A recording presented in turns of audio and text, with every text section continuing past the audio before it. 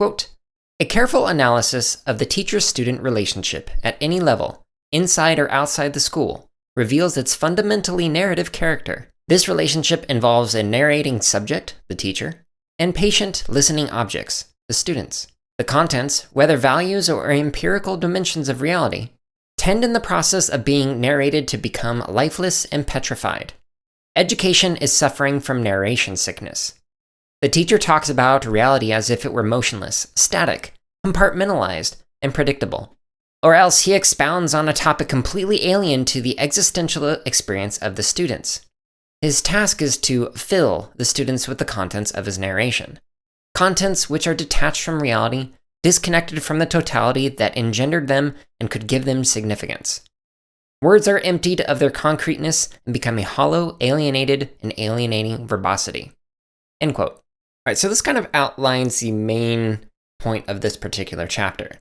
So Freire is basically arguing what many of the guests and myself have argued on this podcast, in that education can be decontextualized from what kids actually want to learn and things that are relevant to them and in their lives. And this can give it this lifeless feel and makes it so that it comes across as the teacher is filling the students with irrelevant information. So let's explore this a little bit more in the chapter. So Freire argues this turns students into containers or receptacles that are passively being filled with decontextualized information by the narrator or teacher.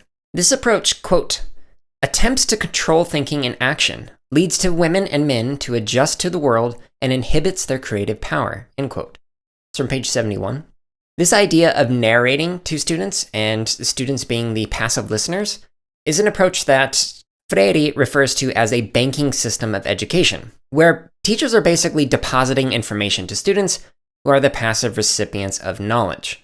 So here's a quote from page 66 that kind of unpacks that a little bit more. Quote, "In the banking concept of education, knowledge is a gift bestowed by those who consider themselves knowledgeable upon those whom they consider to know nothing. Projecting an absolute ignorance onto others, a characteristic of the ideology of oppression, negates education and knowledge as processes of inquiry. The teacher presents himself to his students as their necessary opposite. By considering their ignorance absolute, he justifies his own existence. The students, alienated like the slave in the Hegelian dialectic, accept their ignorance as justifying the teacher's existence. But, unlike the slave, they never discover that they educate the teacher." End quote.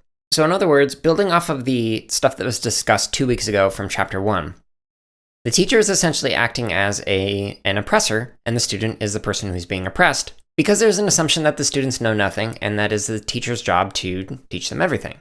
So Freire suggests a liberatory approach to education actually involves acknowledging that the juxtaposition of student and teacher is false. As students can be teachers, and teachers can be students. As myself and many of the guests on the show have iterated, you learn a lot from working with kids. They can teach you some really awesome things that you may have never even considered or known about. And obviously the inverse is also true. Kids can learn a lot from you. So we need to acknowledge that that relationship exists and that both parties can learn from each other. This is one of the reasons why I mentioned in previous episodes that I prefer to call myself a facilitator or somebody who facilitates. So I design and facilitate educational experiences, and I help kids learn in those processes. However, I am also learning alongside them, and we are co-constructing the learning environment together. We'll talk about that a little bit more in this episode, in the episode 2 weeks from now. This excerpt of the CSK8 podcast is from episode number 52, which is titled Pedagogy of the Oppressed, Chapter 2. You can listen to the full episode as well as hundreds more by searching for the CSK8 podcast in your favorite podcast app or by going to jaredoleary.com.